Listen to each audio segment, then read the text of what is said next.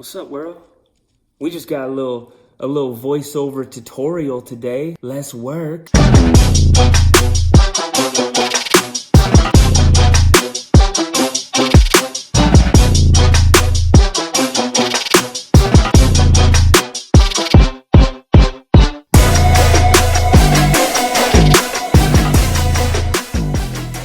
All right, y'all, I'm gonna try this again. I just did a voiceover and I feel like my AirPods were tripping and my voice kept cutting in and out. So I'm gonna try to give you guys another hopefully successful tutorial of a few clients that I've had today.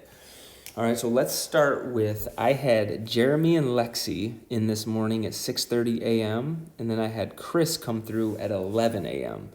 And I want to talk about some similar things with both Jeremy and Chris. I didn't get any footage of Lexi. I wasn't actually planning on doing this, so I was just kind of getting footage for Jeremy to show him during the session. And then after I got some footage of Chris, I wanted to really, kind of just talk through some of the positioning and stuff that I went through them with, and then just share it on here.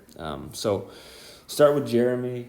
We went off the floor with the kettlebells. All right, so as you can see here with Jeremy, let me actually start him right here. Okay, so as you can see here with Jeremy, we've got bear with me, bang. We got the kettlebell here, all right? So we got a kettlebell with Jeremy and Lexi off the floor. So this is what I love for a deadlift tutorial, because it really emulates what the deadlift would be with the bar, but at a much lighter weight, and it's easier to get ourselves in the right position, okay? So first thing I want to take a look at here with Jeremy is his center of mass, okay? So what we want with Jeremy is we want him to be in line with his ankle and his shoulders right here. And as we can tell, he's too far forward, okay? Super common starting the deadlift, all right? What the problem with this is, the weight's too far forward, and this is gonna put pressure on his lower back, all right? And when the weight gets heavier, he's either A, gonna hurt himself, B, not be able to lift the weight up because he's in a poor position to leverage it, or C, all of the above. But what I wanna share with you is my man picked it up super quick. All right, so as you can see here, he's immediately, very quickly got into a much better position. He took the cues super smooth, and boom, right back in a super strong position here. So as you can see now, you see the weight is underneath him, and he's in a much better position here. His shoulders are back, and as we increase the weight over time, hopefully I can get you guys some footage of that as we move forward. This is going to put him in an empowered space to get more weight up off the floor. And why is that important? Because we want to increase our strength. We want to increase our overall health, whether it be fat loss or anything. And we can't do that if we don't put ourselves in a position to lift more and lift it correctly. All right, so it's a huge, huge, huge advantage just from a health perspective. We just want to be safe, right? So you can see he's in a much better spot, right? Let's take a look at the difference here. Boom, boom, right? Let me get this out of the way, actually. Sorry. Wham, wham. So you can just see right there, much better position, okay? See the differences? Perfect, right?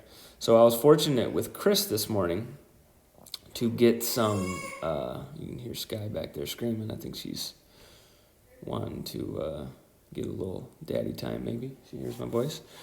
So we'll take here with Chris, okay? So Chris, we're going to get into the RDL, all right? So you can see right here,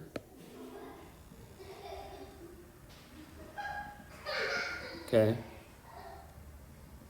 Chris isn't coming off the floor. This is a Romanian deadlift, which is similar to a deadlift, but not quite the same range of motion, all right? So I've got kettlebells in Chris's hands here. The reason why I have kettlebells in his hands is because there's no bar at the shin kind of impeding his range of motion. So by having the kettlebells in his hands, he can sit back into this position easier because he doesn't have the bar. He doesn't have to fight with the bar at his shins, if that makes sense. I've also got, it's hard to see because he's got dark clothing on, but I've got a band right here around his knees. So that way it really reinforces the knees out and activates the glutes here. A lot of times I'll put pressure on the outside of someone's knee with my fist and tell them to fight me off. And what that does is activates the glutes. And we are such a front anterior focused society that we're super quad dominant. A lot of our shoes tip forward, we sit a lot, we're at desks, we drive a lot. So it's really important to work these posterior muscles, specifically the glutes, because they are super strong. Hamstrings, we really want to reinforce that, okay? So here's Chris, okay? So similar to Jeremy, right? When Jeremy did it correctly, look at how Chris is right here. Very in line. We got his ankle, the weight, his shoulders. You know, this is it's a tough position. Maybe we could be back a little further, but overall, I'm super happy with this. There's a cue coming up here that I want to touch on though. See if we can hear it. Good. Tip that chin down just a hair. All right. So I told Chris I wanted his chin down a little bit, and the reason is when we're like this, okay. What happens is you want this to be in line, right? But see his neck, his chin is up, so his neck is not in line with his spine. And that can cause problems, of course, because of injury, right? So the cue chest, head up, head up, head up. We always hear head up, which I'm not particularly a fan of because what happens is we rip our head up to get our chest up when really we just got to keep we have to keep our chest up, right? So I give him the cue, tip that chin down. Tip that chin down just a hair. And then, see that? Everything's in line now, all right? And that's what we want, okay? We don't want to cut off the nerves back here. It's not good for our strength, and it's not good for our safety, all right? So as you can see here with Chris, as we adjust the arrow, not a lot of pressure on the low back. I'm assuming he's strong in the core right here. That's the cue. And the weight is in line with his ankle and his shoulders pretty good. So it's like a bow and arrow, right? Shout out to my man Jason Kelsky, who always had the analogy of a bow and arrow. When our body's here, right, everything's in lockstep. Shoulders are back, flat back, hamstrings, glutes are activated. We're really working this posterior chain. I had to cue Chris on one before. He started to round at the shoulders a little bit. And what happens there is when you round at the shoulders, you lose tension in your body, and you don't get the same tension here. So then you're just kind of putting pressure on that low back, as opposed to keeping those shoulders back nice and strong, and staying in a strong position there. And let's see how Chris finishes out. Good. Hold on, let me adjust this. Let me get this out of the way. There you go. Good. So you can see he's coming down, nice and strong. Shoulders back, good. Neck's in line.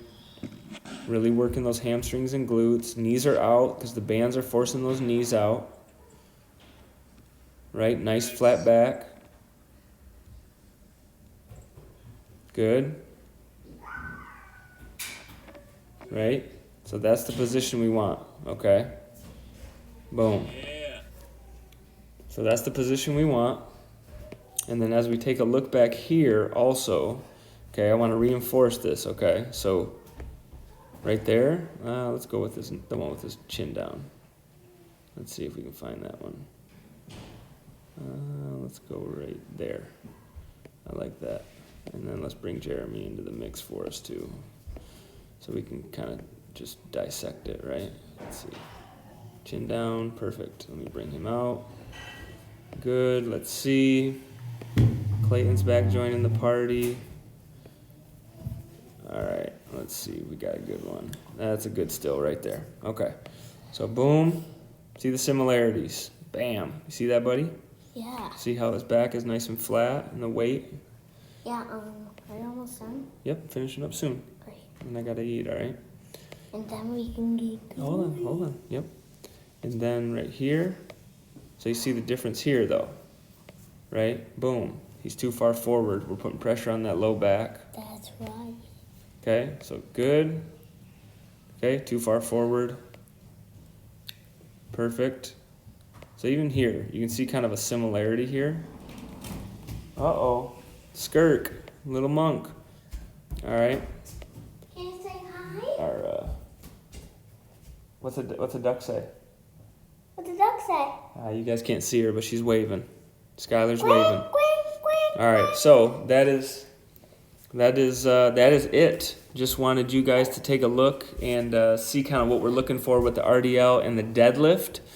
And again, drop me some comments. I hope this audio worked. I'm gonna find out here in a second. Drop me some comments. Let me know what you guys think. If there's anything you guys have questions about that I didn't cover, or something that I did cover that you still got some questions about. But hopefully that cleared up a lot of that.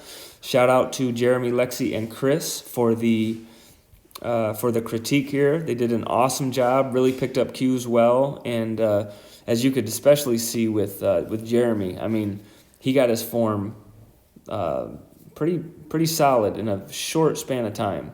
You know, when you look at that compared to this, very good. So a lot of good things to build on. Shout out to them. Thanks for watching, and we'll talk soon. Wait! Peace. What are you about to say? Sugar rush time! Sugar rush time.